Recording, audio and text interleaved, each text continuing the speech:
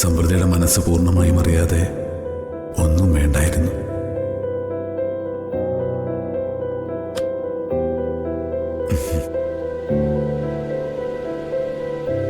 എന്തോ കാര്യമായിട്ടുള്ള ചിന്തയിലാണല്ലോ. ഒന്നുമില്ല. നോണൊന്നും പറയണ്ട, എനിക്കറിയാം.